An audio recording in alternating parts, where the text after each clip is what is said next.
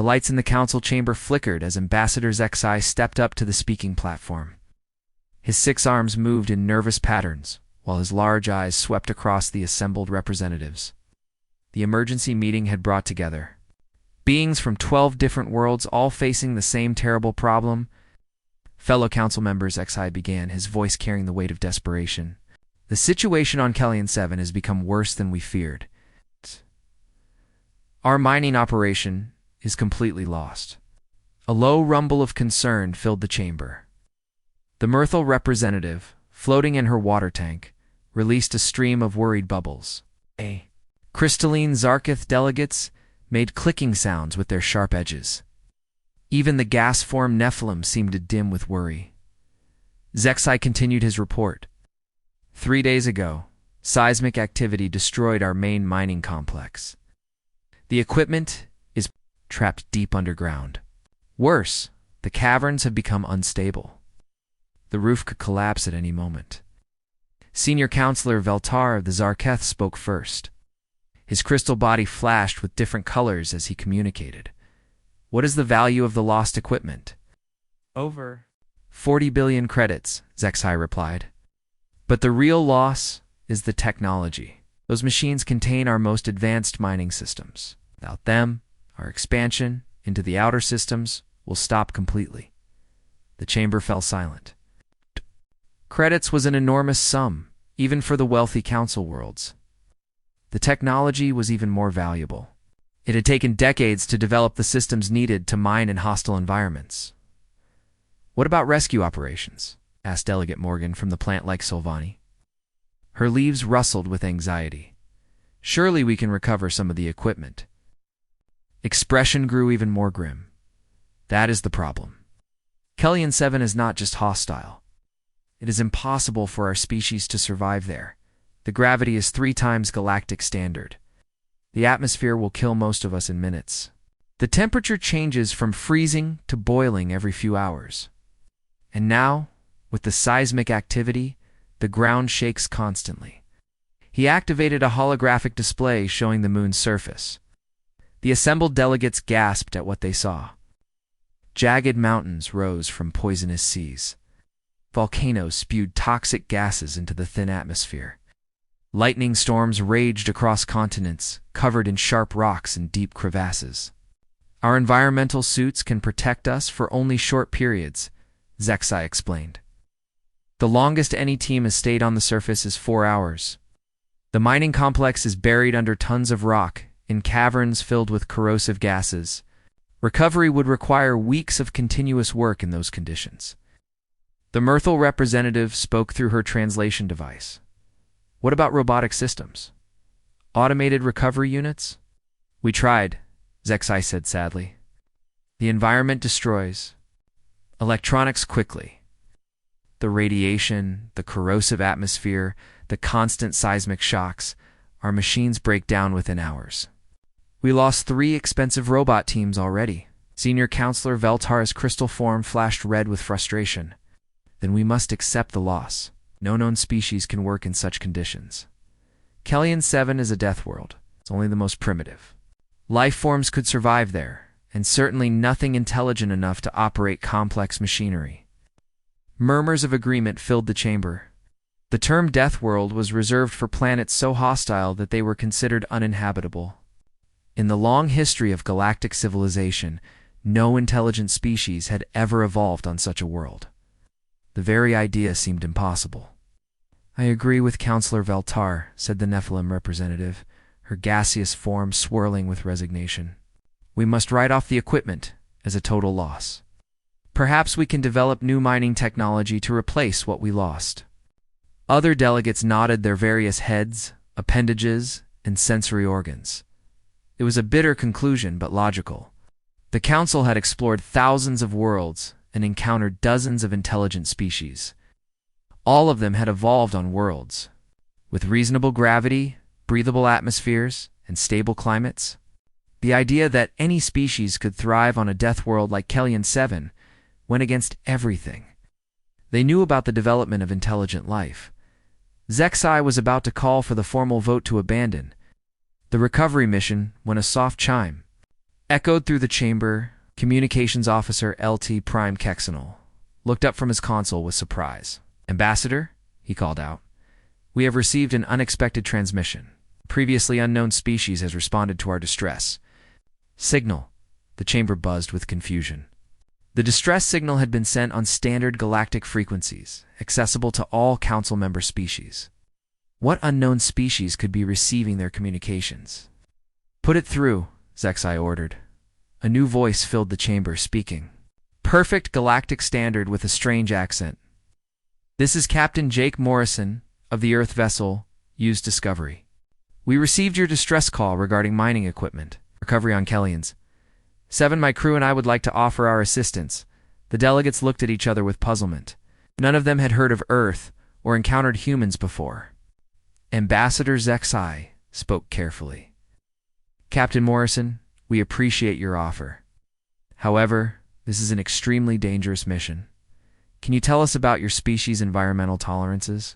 Of course came the immediate reply. "We humans evolved on Earth, which has gravity about 1.2 times galactic standard.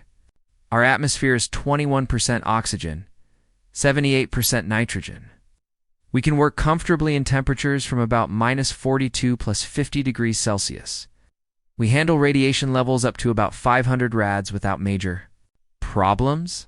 The chamber erupted in shocked murmurs. Those specifications described environmental conditions that would be lethal to most Council species.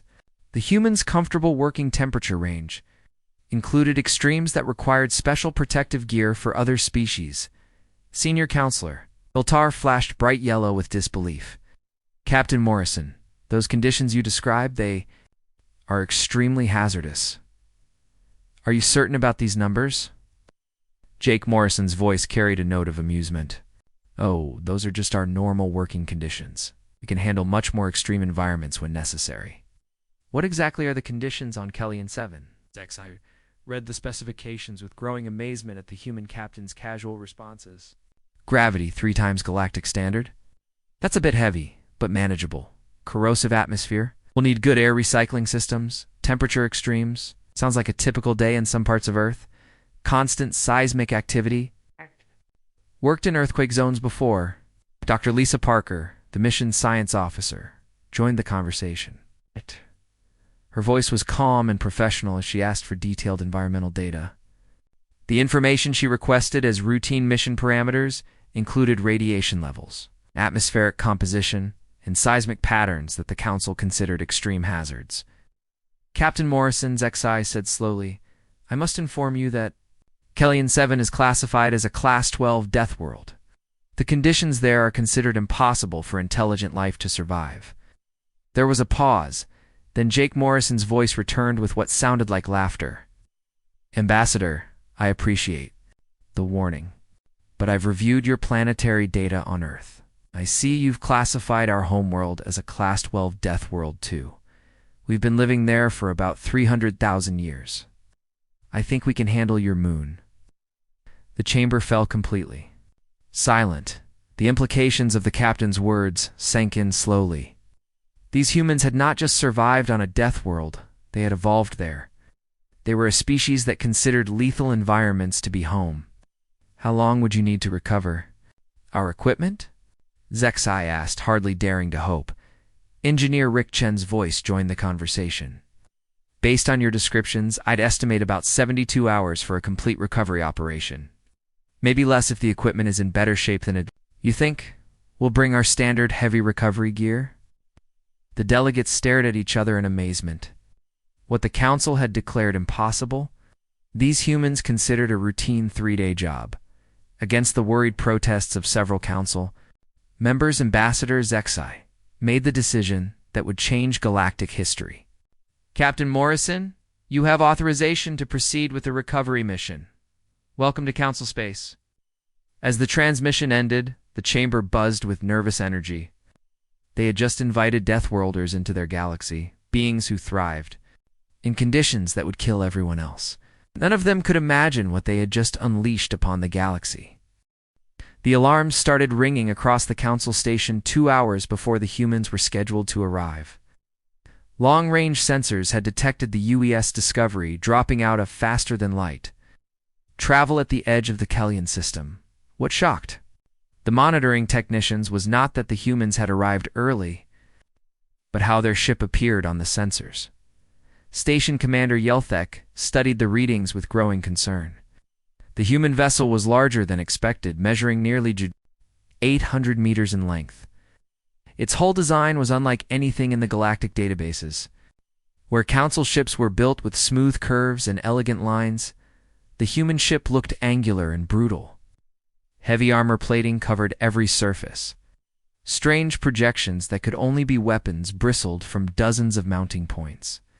"Commander," called sensor operator Nelveri, her voice tight with worry. "Now, the energy readings from their ship are off the charts.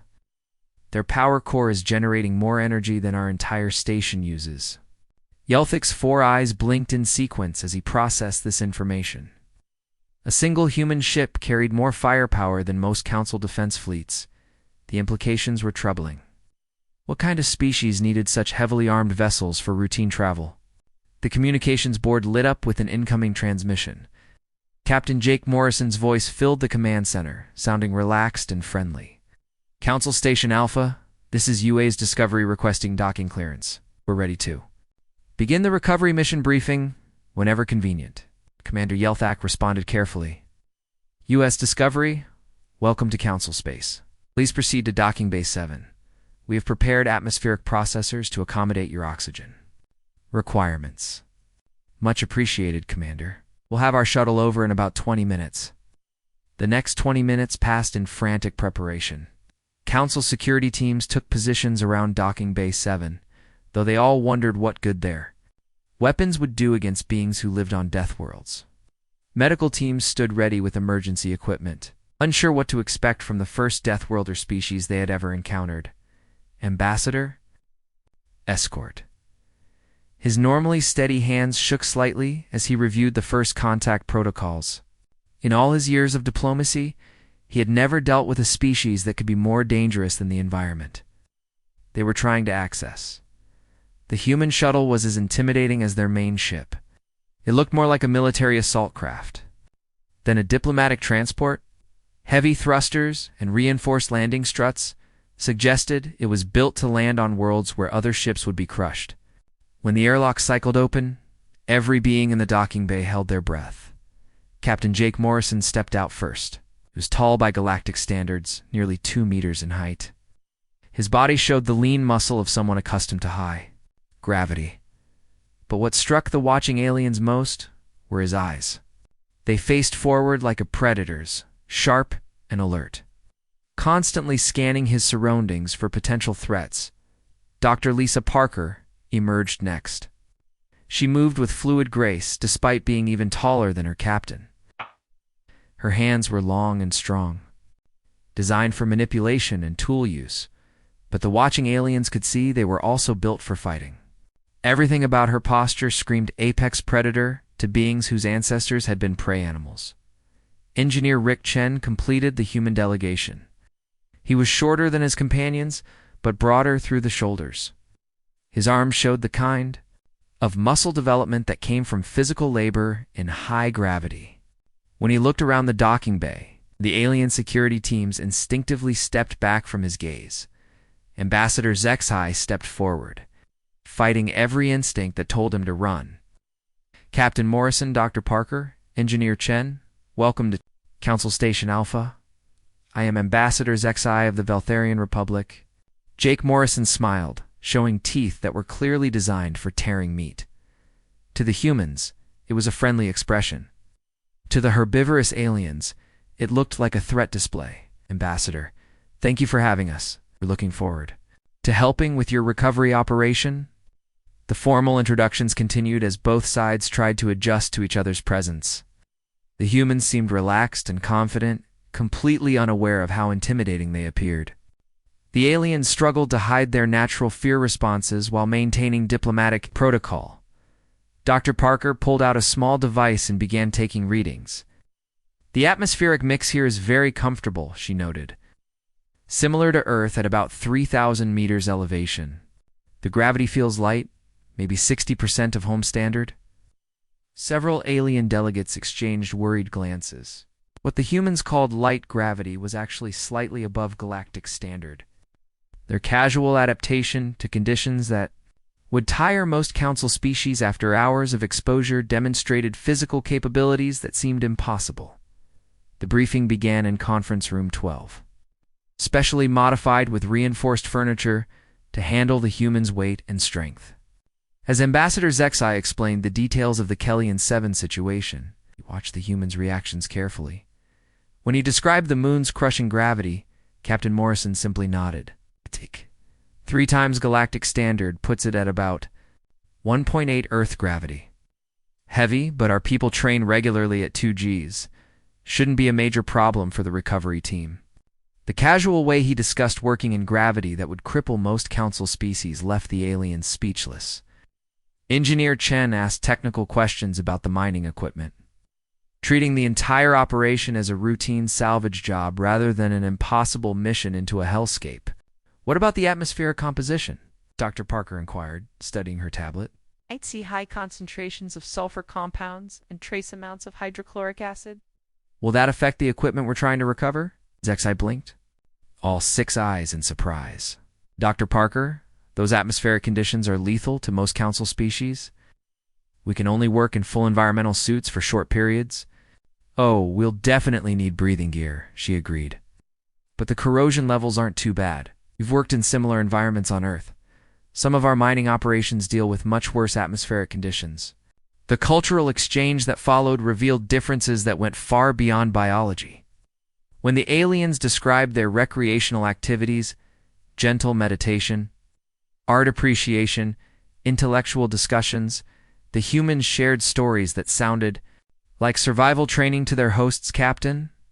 Morrison's tale of a relaxing weekend hike involved climbing mountains that reached into the thin atmosphere, crossing rivers swollen with snowmelt, and camping overnight in temperatures that would require heated shelters for most aliens. He spoke of it as pleasant relaxation. Dr. Parker mentioned her hobby of cave diving, which involves swimming through underwater passages in complete darkness. Navigating by touch alone through spaces where getting lost meant certain death. She described it as peaceful and meditative. Engineer Chen talked about his weekend project of volcano monitoring, which required working near lava flows in protective suits while breathing through filters to avoid toxic gases. He called it interesting geology fieldwork. Each story reinforced the growing realization among the council delegates that they were dealing with a species whose idea of recreation involved activities that would be considered extreme survival. Challenges by galactic standards, the technical discussion of the recovery mission proved equally eye-opening. Where the aliens saw insurmountable obstacles, the humans saw engineering problems with straightforward solutions. Rick Chen's preliminary plan involved techniques that seemed impossible to the watching aliens. We'll need to clear the main debris field with shaped charges, he explained casually. Then we can rappel down to access the equipment directly. The flooded sections shouldn't be too difficult. We'll just need proper diving gear to handle the chemical composition of the water. The aliens stared at him in horror. He was proposing to use explosives in unstable caverns, descend by rope into spaces where the ceiling could collapse at any moment, and swim through chemically active liquids that would dissolve their protective equipment. Senior Counselor Veltar finally found his voice. Engineer Chen. Now, the conditions you describe would require massive mechanical support systems for any council species to attempt. How can your people work directly in such environments? Rick Chen looked puzzled by the question. Well, it's challenging work, but not beyond normal human capabilities. We've done similar operations in Earth's deep ocean vents, underground mining, complexes, and disaster recovery zones. The main difference here is the gravity and atmospheric mix. As the briefing concluded, Ambassador Zexai realized that the Council had stumbled upon something unprecedented. These humans were not just another spacefaring species seeking membership. They were apex predators from a death world, beings who treated impossible survival challenges as routine work assignments. The final shock came when Captain Morrison mentioned, almost as an afterthought, that the recovery team would consist of only 4 people. We prefer small teams for this kind of work, he explained. More people just get in each other's way in tight spaces. For humans to accomplish what the aliens had assumed would require hundreds of specialists working for months. The human dropship descended through Kellion 7's atmosphere like a falling hammer. Council observers watched from orbit as the small craft pushed through violent wind shears that had destroyed 3 automated probes. Lightning struck the ships. Hull repeatedly, but the humans seemed unconcerned about the electrical storms raging around them.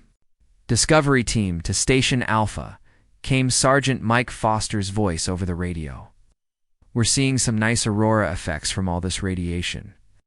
The electrical activity is putting on quite a show down here. Station Commander Yelthick felt. His stomach turned. The nice aurora effects were radiation levels that would kill most Council species within hours. The electrical activity represented energy discharges powerful enough to fry sophisticated electronics. The humans were describing a lethal environment, like tourists admiring a sunset. The turbulence is getting interesting, added specialist Amanda Cole. Feels like riding a roller coaster in a hurricane. Good thing we strapped everything down properly. Ambassador Zexhai gripped his observation chair as he watched the readings from the human ship. The atmospheric pressures and wind speeds would tear apart most Council vessels. The humans were experiencing forces that should have been crushing them, yet they sounded almost entertained by the violence of their descent.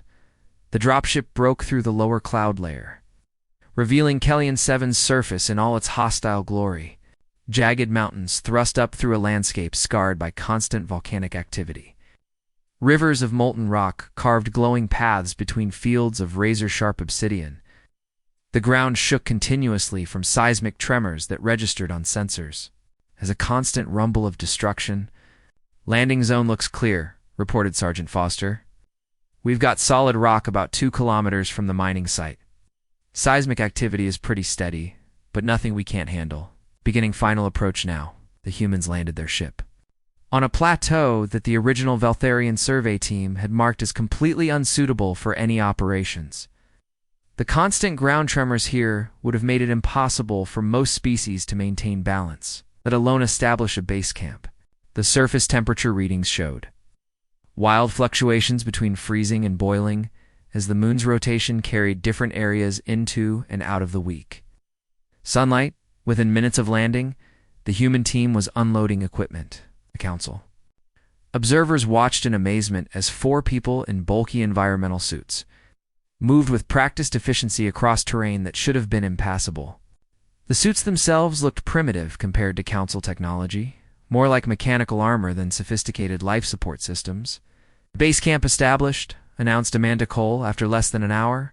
Oh. We've got our shelter up and equipment sorted. The gravity here feels like working underwater back home, but we're managing fine.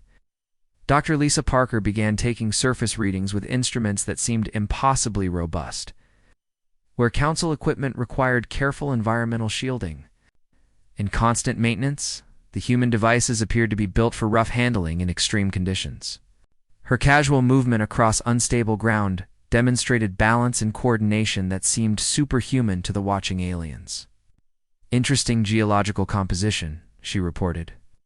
High sulfur content in the soil, plenty of heavy metals, and significant radioactive decay. The atmospheric pressure is about what we expected. Air quality is terrible, but our filters are handling it well.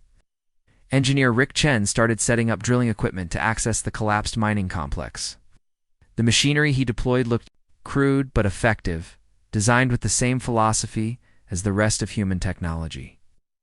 Built to work reliably under conditions that would destroy more sophisticated equipment. I'm reading the cavern systems about 30 meters down, he announced. Looks like the main collapse happened in 3 stages. The good news is that most of the mining equipment should still be intact. The bad news is that it's scattered across multiple cave systems, some of which are now flooded. The first major challenge came when Rick volunteered to make the initial survey of the damaged caverns. The original Veltharian miners had used remote-controlled vehicles for all underground work, unwilling to risk sending living beings into the unstable tunnel systems. The humans planned to send a person down with climbing ropes and basic equipment. Take a look at what we're dealing with, Rick said, checking his suit seals. Should take about 6 hours to map the main passages and locate the equipment. Amanda, monitor the seismic readings and let me know if things get too shaky down there. The aliens watched in horror as the human engineer lowered himself into darkness. Through an opening that led to certain death for any other species, the cavern entrance showed clear signs of recent collapse, with loose rocks and unstable overhangs that could fall at any moment. The passages beyond were filled with toxic gases and corrosive liquids that would eat through most protective equipment. Rick's radio reports from within the caverns painted a picture of destruction that would have stopped any other rescue attempt. Main tunnel is blocked about 200 meters in, he reported calmly. Looks like we can blast through with shaped charges. Secondary passage is flooded with some kind of acidic solution, but it's not too deep, maybe chest high in most places.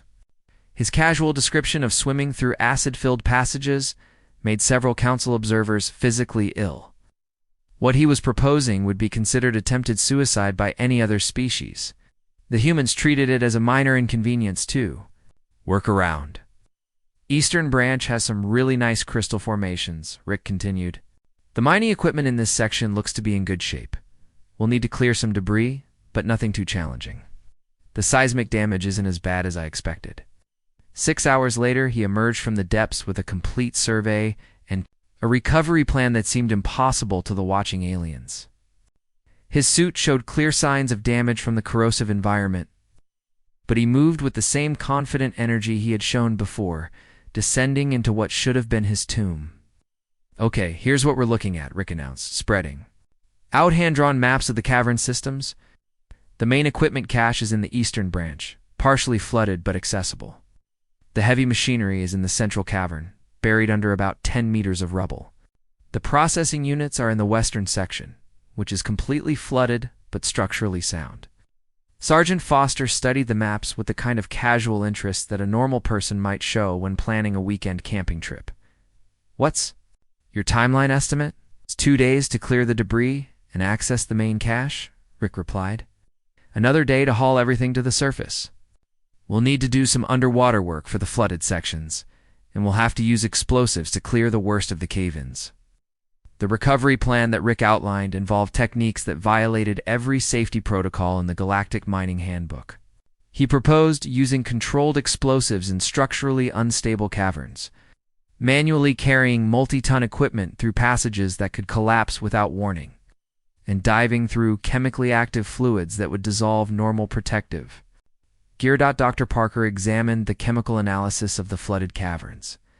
The acidity levels are manageable, she noted. It's about the same as some of the hot springs we work with on Earth.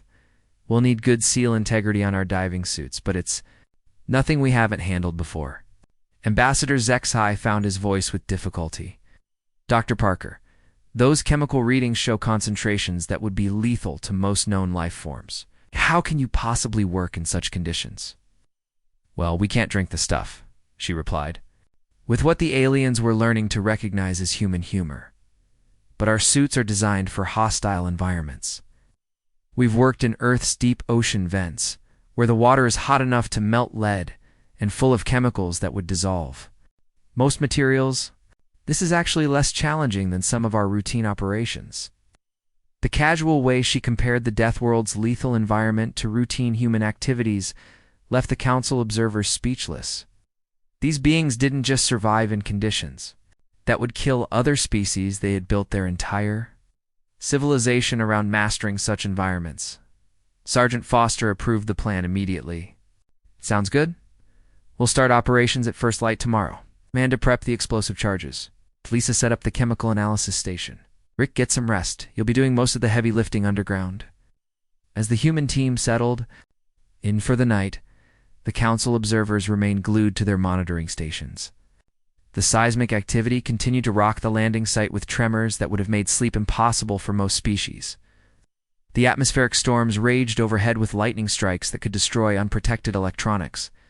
The surface temperature dropped to levels that would freeze most organic compounds. The humans slept peacefully through it all, their simple shelter protecting them from conditions that represented the absolute limits of hostile environment survival. Their casual acceptance of the Deathworld's attempts to kill them demonstrated a level of adaptation that challenged everything the council thought they knew about the development of intelligent life. Tomorrow, they would begin the recovery operation that every council expert had declared impossible. The first explosion shook the entire moon at exactly dawn on. Kellyan 7. Council observers watching from orbit saw the flash of detonation from the cavern entrance, followed by a massive cloud of debris and toxic gases. The blast was so powerful that several monitoring stations temporarily lost sensor contact with the human team.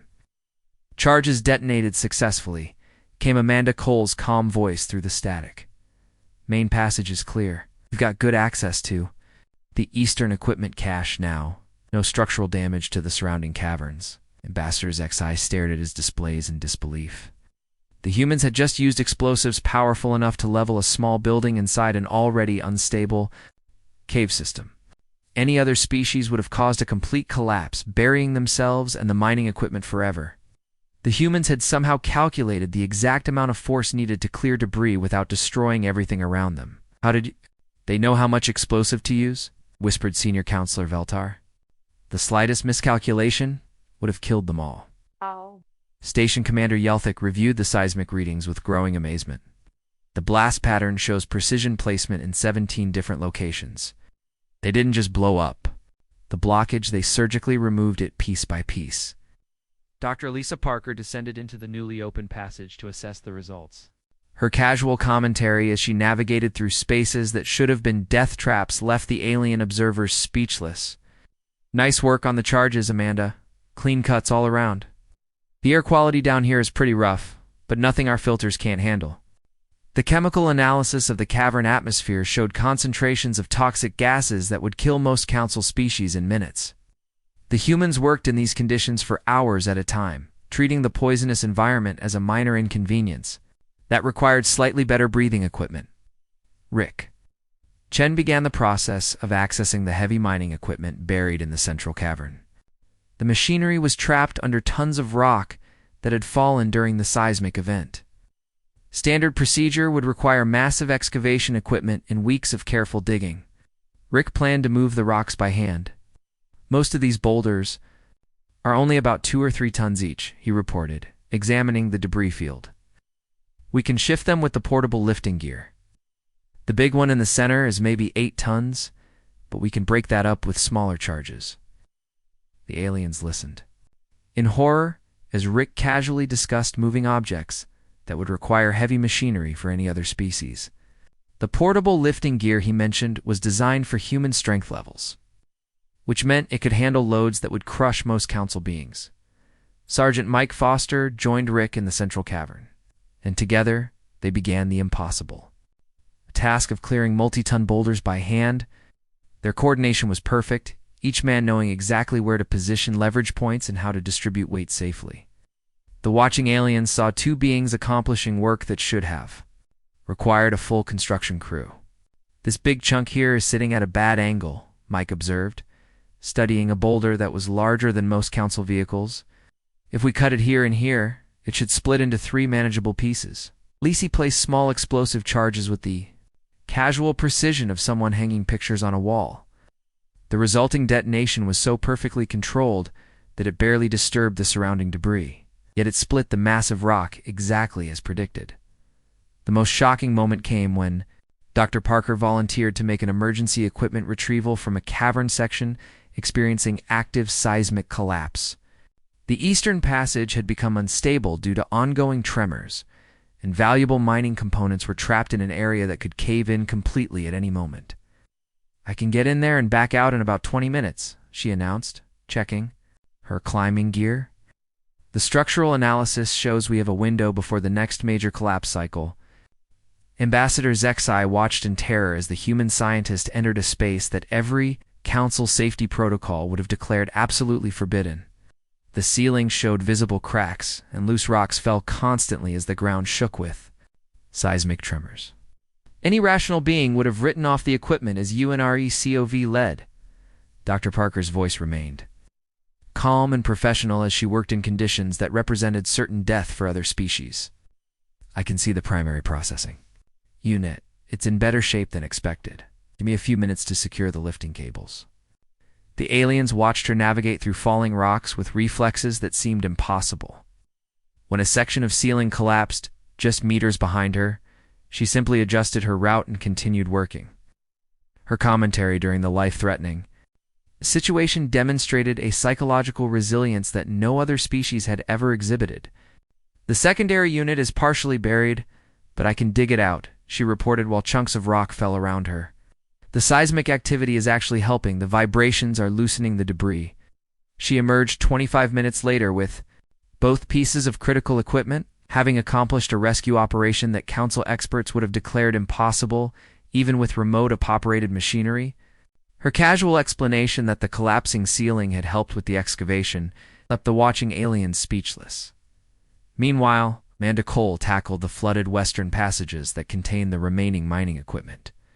The chambers were filled with a corrosive solution that would dissolve most known materials within hours. Standard recovery operations would require specialized resistant materials and complex chemical neutralization procedures. Amanda simply put on a reinforced diving suit and swam into the deadly liquid. "Water's pretty murky down here," she reported through her underwater communications system. "Visibility is only about 2 meters, but I can feel my way to the equipment locations. The acidity isn't too bad, about the same as working in the sulfur springs back home." Her casual comparison of the lethal chemical soup to Earth recreational areas demonstrated once again how differently humans viewed environmental hazards. What would be an industrial disaster requiring massive cleanup efforts for other species was just murky water to the humans. The technical solutions the humans employed seemed almost magical to the watching council. Their equipment, while appearing primitive compared to standard galactic technology, proved remarkably effective in the hostile environment. Human engineering philosophy prioritized durability and adaptability over sophistication, creating tools that functioned reliably under conditions that would destroy more advanced alien equipment. Rick's improvised pulley system for hauling heavy equipment through narrow passages used principles that were elegant in their simplicity. Where council engineers would have designed complex mechanical solutions, he created effective systems using basic materials and human ingenuity. "The key is understanding leverage and weight distribution," he explained to his teammates while setting up a system to move a 10-ton processing unit through a passage barely wide enough for the equipment. "We don't need fancy machinery when we have good physics and strong backs." The final day of operations involved hauling all the recovered equipment to the surface through passages that required extensive modification. The humans accomplished this work through pure physical effort and engineering ingenuity, treating challenges that would stump council engineers as puzzles to be solved with creativity and determination. Amanda's joke during the most difficult phase of the operation perfectly captured the human attitude toward impossible challenges. As they struggled to maneuver a massive piece of machinery through a partially collapsed tunnel, she commented, "This is almost as tough as moving furniture up a narrow staircase." Her comparison of the death-defying recovery operation to a common household chore demonstrated the fundamental difference between human and alien perspectives on difficulty and danger. Sergeant Foster's response, "At least the furniture doesn't fight back like this stuff does," sent his team into laughter that echoed through passages where other species would be struggling just to survive. Their ability to find humor in life-threatening situations showed a psychological adaptation to danger that the council had never encountered. As the third day ended, the humans had accomplished what every council expert had declared impossible. Every piece of mining equipment had been recovered, including several components the Veltharians had assumed were completely destroyed. The final extraction involved moving machinery that weighed as much as small buildings through spaces that had been carved and modified by hand. The human team prepared to return to orbit with their impossible success, leaving behind a world that had tried its best to kill them and failed completely. The council observers who had witnessed the operation realized they had seen something that would change their understanding of what intelligent life could accomplish. These humans didn't just survive in Deathworld conditions, they thrived in them, treating lethal challenges as routine problems to be solved with determination, ingenuity, and a terrifying amount of casual confidence. The docking bay fell silent as the human shuttle touched down on Council Station Alpha. After 3 days of watching impossible recoveries and death-defying operations, the assembled alien dignitaries could barely process what they were about to witness. The humans were returning with every piece of mining equipment that the Council had written off as completely lost. Captain Jake Morrison stepped out of the shuttle with the same casual confidence he had shown before the mission. Behind him, his team unloaded cargo containers that held 40 billion credits worth of mining technology. Equipment that had been buried under tons of rock and collapsing caverns filled with toxic gases. Mission accomplished, Jake announced to Ambassador Zexai. All equipment recovered and in better condition than we expected. Even managed to repair some of the damage that happened during the original cave-in. The ambassador's 6 arms trembled as he stared at the cargo containers. The humans had not only achieved the impossible, they had exceeded expectations. Equipment that should have been destroyed beyond repair had been restored to working condition by beings who treated Deathworld engineering as routine maintenance work. Dr. Lisa Parker approached with her final mission report, a document that would become legendary in Council archives. The operation went very smoothly, she began, describing 3 days of work that had redefined the limits of what intelligent life could accomplish. Kellyan 7 proved to be an interesting environment, with some unique challenges. Her casual description of the moon is interesting rather than utterly lethal. Summed up the fundamental difference between human and alien perspectives.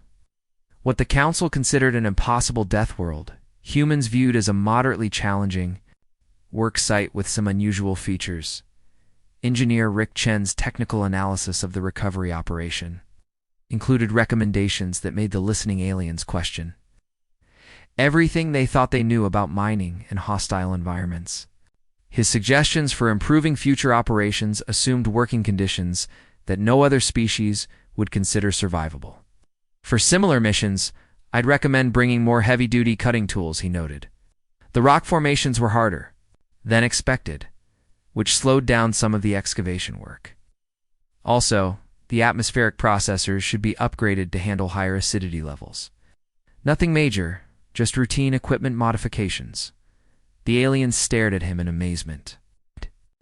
Was discussing improvements to equipment designed for working in conditions that would kill most Council species instantly.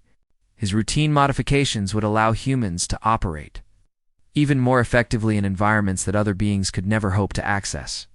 Senior Counselor Veltar found his voice with difficulty. Engineer Chen, the conditions you describe as routine challenges represent the absolute limits of environmental survival for most known species. How can your people work so effectively in such hostile circumstances? Rick looked genuinely puzzled by the question. Oh, Earth has plenty of environments that are just as challenging, he replied. We have deep ocean trenches with crushing pressure and no light. Volcanic regions where the air will kill you in minutes. Polar zones where the cold can freeze you solid in seconds. Humans have been working in hostile environments for thousands of years. It's just part of what we do. The implications of his words slowly sank in among the Council members. These humans had not just survived on their death world, they had conquered it. So completely that they considered other death worlds to be minor variations on familiar themes. Dr. Parker's scientific analysis of Kellyan's Evans environment included observations that forced the Council to reconsider their entire system of planetary classification. The seismic activity was actually quite helpful, she noted. It loosened debris that would have taken much longer to clear manually. The temperature fluctuations weren't too severe, nothing like what we deal with in Earth's polar regions during seasonal transitions. A comparison of the Moon's lethal environment to Earth's seasonal transitions has provided a glimpse into the terrifying reality of human homeworld conditions. The Council had classified Earth as a Class 12 death world based on preliminary scans. Dr. Parker's casual comments suggested that their classification system was completely inadequate for describing worlds where humans could thrive.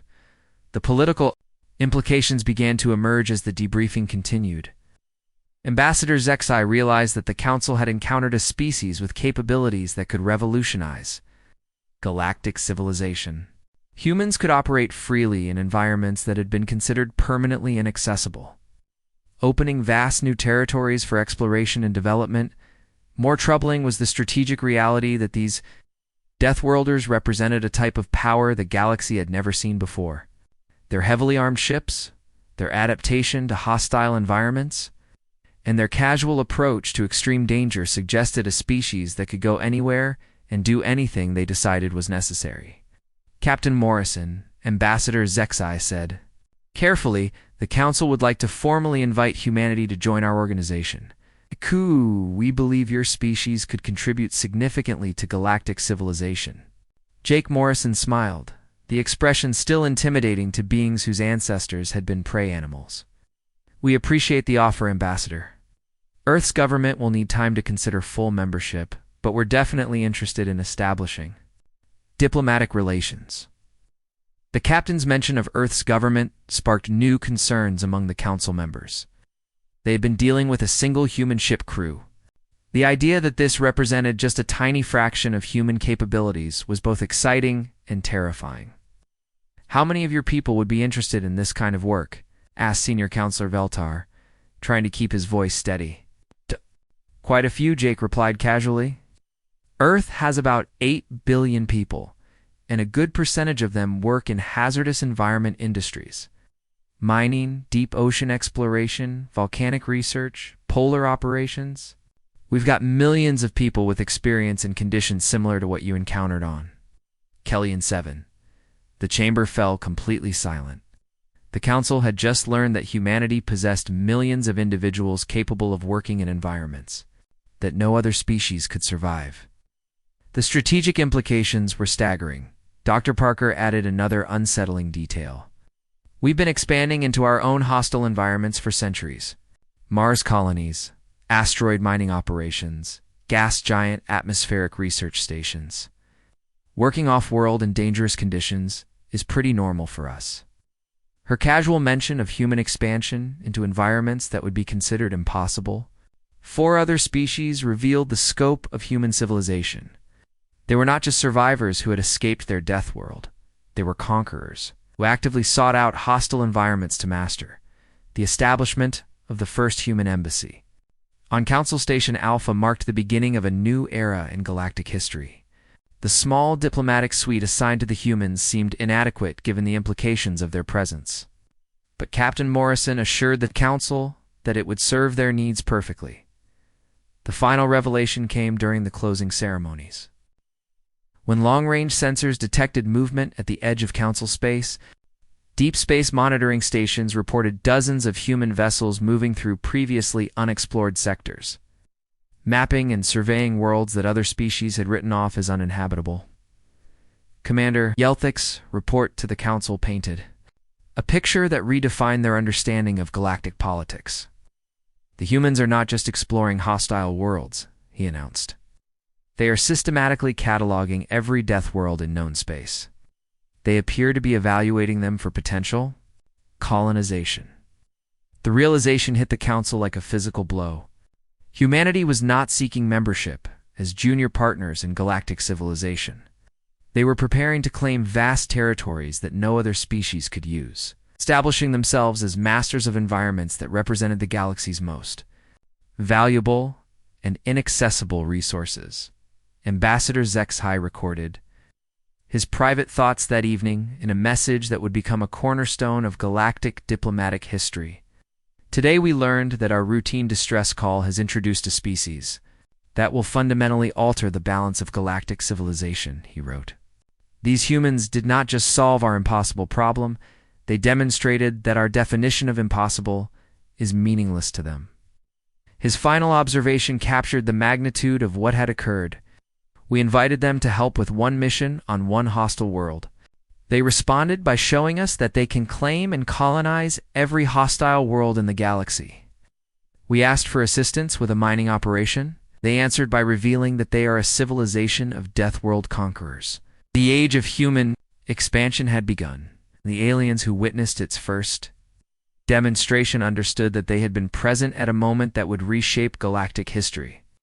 The Deathworlders had arrived. Nothing would ever be the same. In star charts across Council space, thousands of worlds previously marked as uninhabitable were quietly reclassified. The new designation read simply, "Suitable for human colonization." The galaxy had just become a much smaller place. Humanity had claimed the largest share of it without firing a single shot. The impossible had become routine. and routine had become the foundation of a new galactic order.